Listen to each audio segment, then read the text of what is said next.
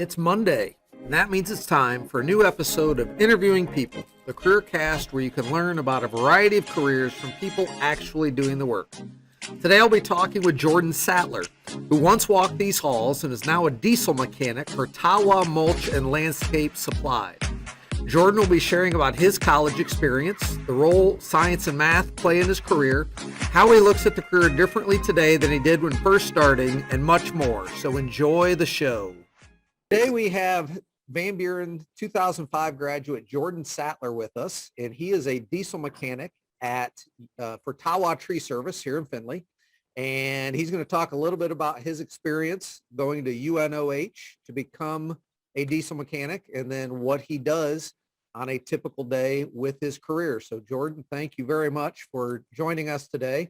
And I guess I'd love to hear a little bit about when you were in high school. Was becoming a diesel mechanic the thing that you thought you were going to become, or did that come about after graduation?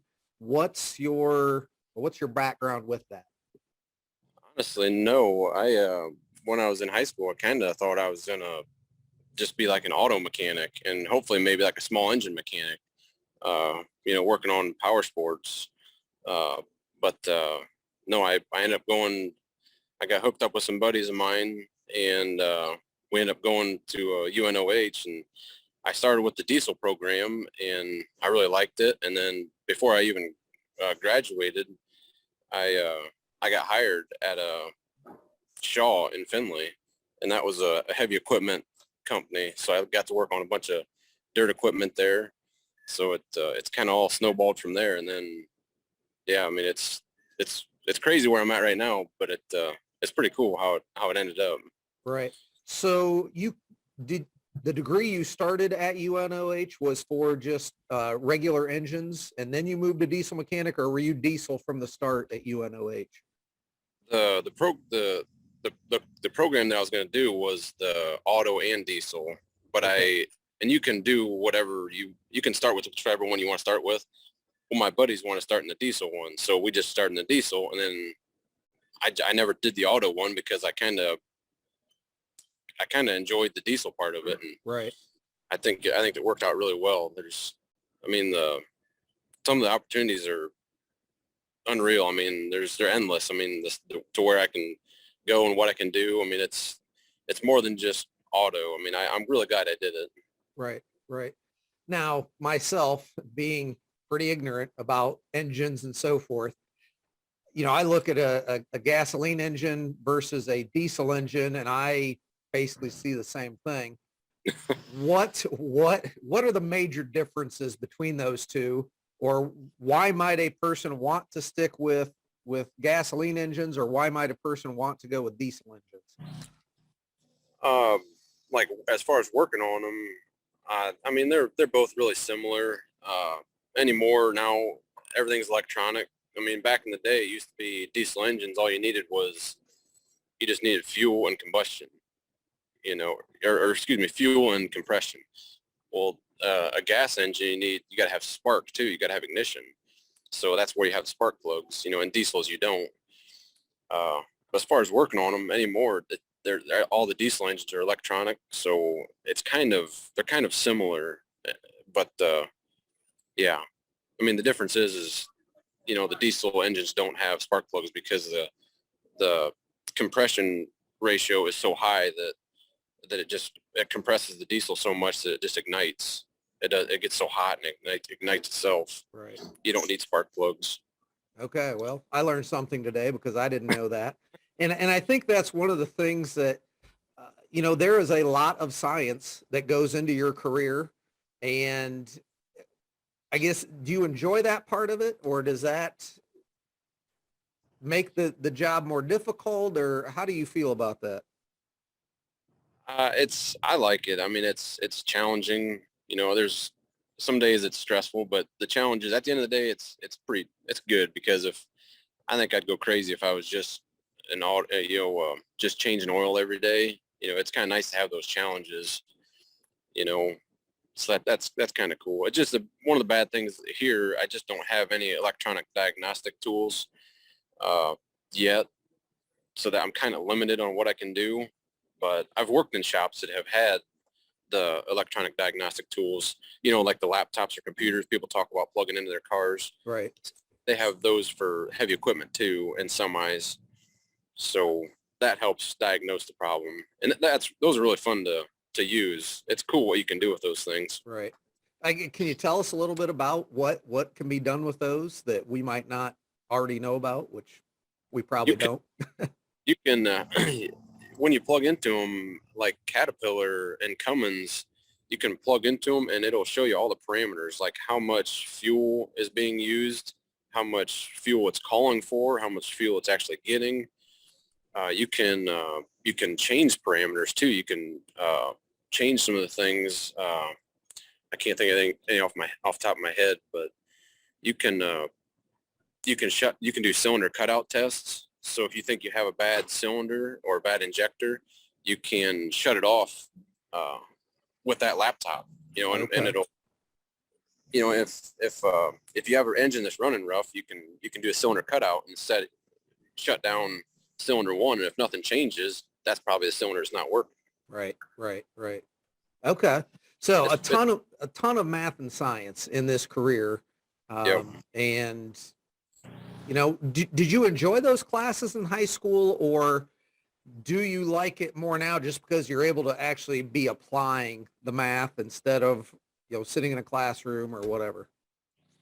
I regret not trying harder when I was in high school. I really, but I got to learn. We got to take some classes in at the tech school too, so that helped. But actually using it and applying it, I've learned a lot. Doing it. Right.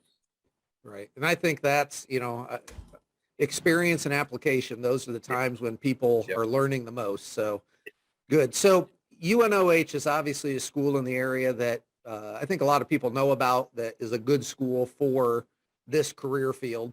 Are there any other schools in the area that might be good that people might also want to explore if they're looking at this as a career path? I know Wyotech. There's one in Wyoming, and I think there's another location somewhere else.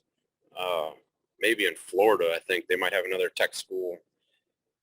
And then MMI. I guess that's more motorcycle. That's Motorcycle Mechanics Institute.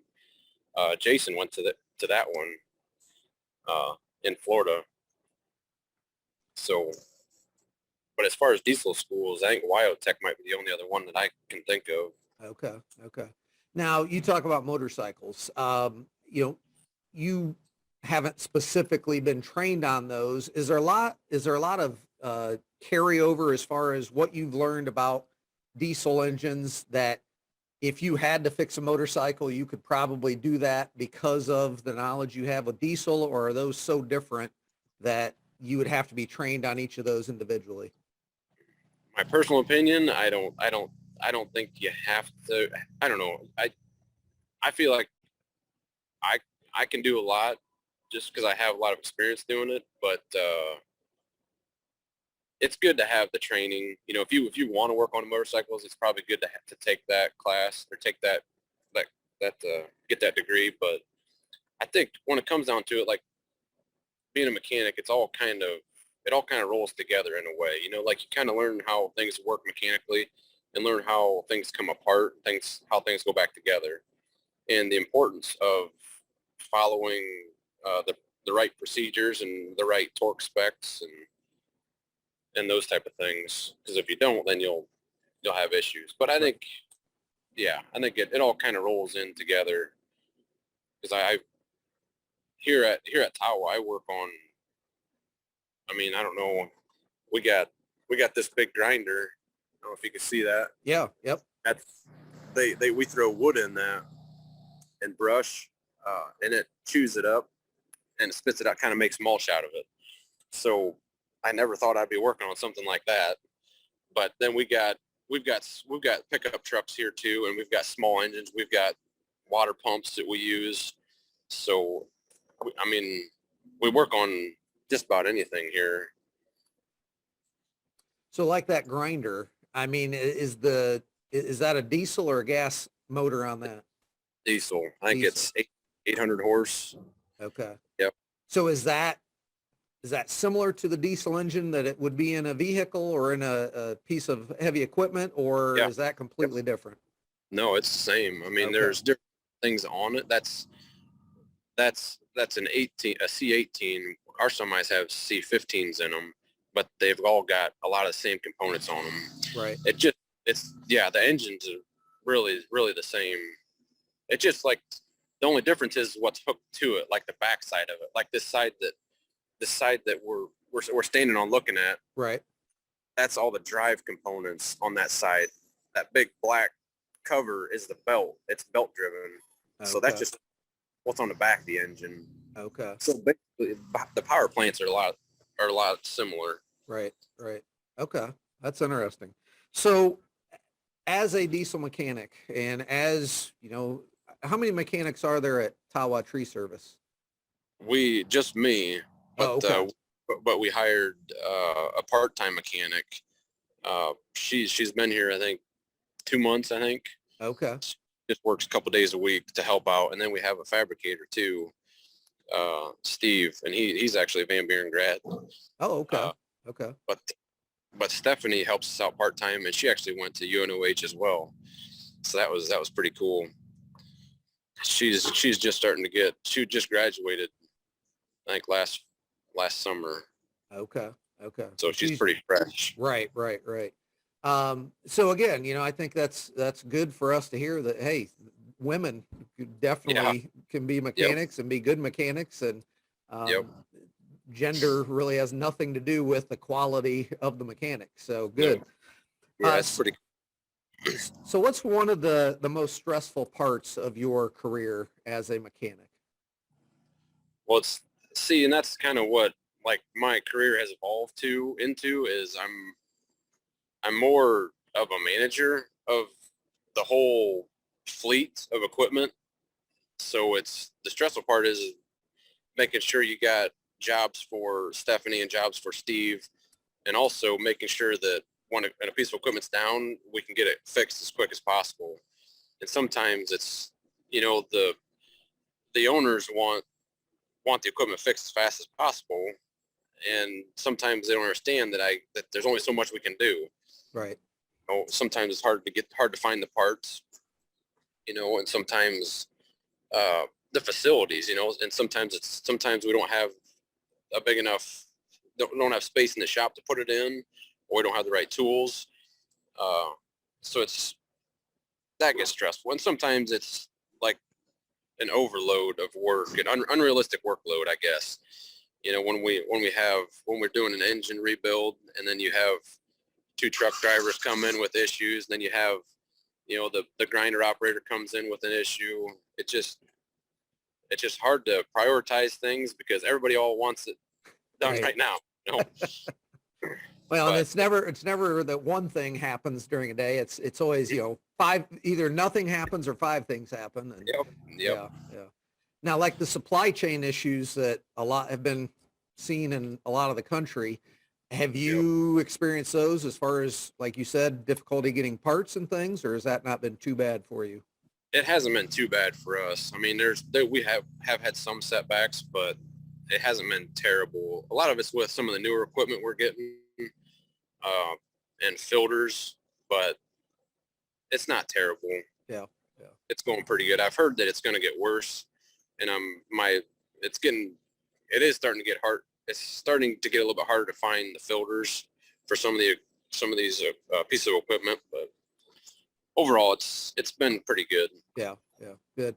So when we had talked earlier, you had mentioned that when you first started in this career, you had questioned your decision a little bit with, you know, the cost of tools and just all the things that that you have at the beginning of a career.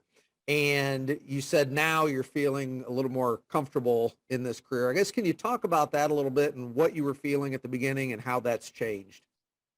There's a lot to learn. There's a lot to learn, and you know, just because, you know, like my title as a mechanic doesn't mean I know everything. You know, I feel like I know a lot now, but like Stephanie's starting out, she has a degree and she has a title as a mechanic. Well, there's a lot of things that she doesn't know yet that that I do, you know, and so that's kind of stressful, you know, when you get an employer that asks you to do a job and they expect you to know how to do it, but you know, they only teach you so much in school, and if you don't have any experience, you know, it's kind of hard. You almost have to learn as you go, and it's it's uh it's helpful to have other people there too, other older experienced mechanics to kind of help teach you and show you. So that has helped me a lot. But the tools were a big one too. It is very expensive to get into it, and unfortunately, most employers don't pay for your tools. So right now, I've probably got $30,000 in tools, uh, but I've been doing it for, I don't know, 14 years. You know, so I've acquired a lot of those tools throughout the years. But now I don't have to buy as many tools. You know, I've got Right. mostly everything I need, and that really helps. It's kind of they were kind of paying themselves off, I guess. Yeah, yeah, yeah. Well, yeah, I think that idea of experience, it is such a great teacher. And like you said, you know, you can sit in a classroom forever and you're probably not going to learn as much as if you're out there in the field actually doing the work, which I Yep. think very insightful. So, Yep. what's the most rewarding part of this job or career? Um, right now it's pretty cool because I've got four little kids, and they enjoy it. They love, and I'm able to bring them to work. I've got a really good boss now, and I can the one day I had to bring one of my little son with me to work, and it was really cool. I mean, and he's interested in it. I mean, they love it, and like I said, I'm to the point now to where the money is good. You know, like I've worked my way up the ladder, and I think experience helps that too.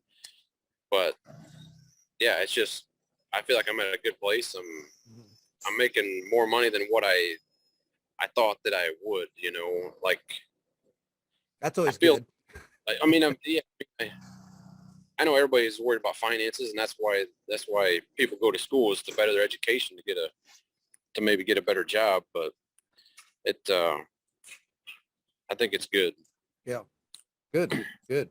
So is there any aspect of this job that you weren't expecting when you were studying to go into it that that you realized once you were in that, oh, this is something I hadn't expected? I don't know. That's a good question. I can't really think of anything off the top of my head. I mean, other than the fact of I didn't really think I'd be where I'm at now. Like I worked.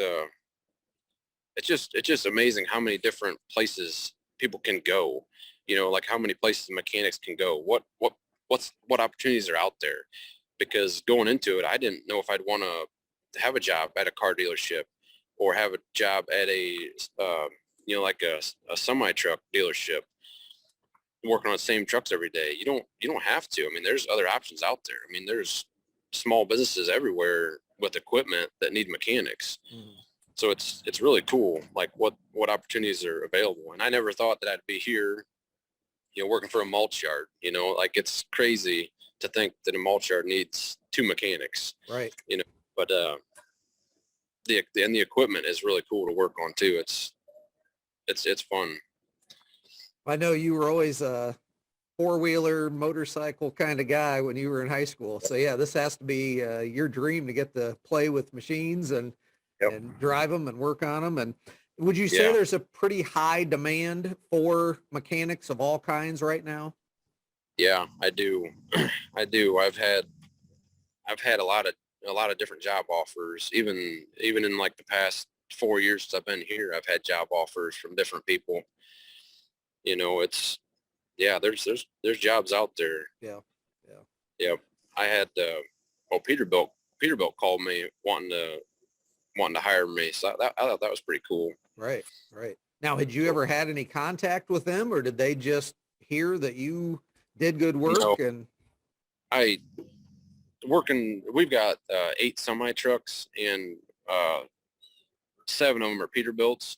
So I do a lot of business with Peterbilt, and I talk to their service department quite a bit and their parts department. So we kind of know each other, and they know the work that I've been doing and all the jobs that I've done to the semis, especially with the engine overhauls. That's a pretty big job. And I've done 4 of them now since I've been here. And I think that Peterbilt likes that experience. Right. So, right.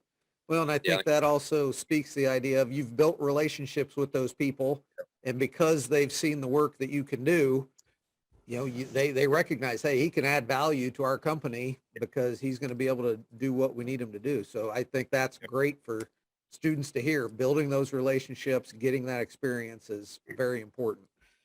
Yep. Good. So if we have any students that would like to learn more, is there a good way to connect with you, email or anything like that?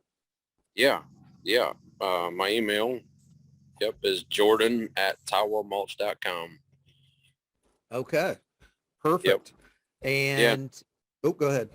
Yeah, no, you got my phone number too. And if anybody wants to stop out and check it out, they can. Okay. Perfect. Stop back here. Yeah, we have shadow days, things like that. That we'll definitely keep that in mind. So, yep. All right. Well, Jordan, I greatly appreciate you sharing all of this, and glad to see you doing well, and hope that hopefully some students will see this and consider this as a career, because you've shown that you can be very successful in this. So thank you very much. Yeah, thank you. I appreciate it, Brian. Thank you for watching this interview with diesel mechanic Jordan Sattler. I hope you learned valuable information from his career story. And to be sure you don't miss upcoming interviews, please click subscribe so you'll know when the next episode is released. Thank you for watching, and as always, remember, the best part about Mondays is interviewing people.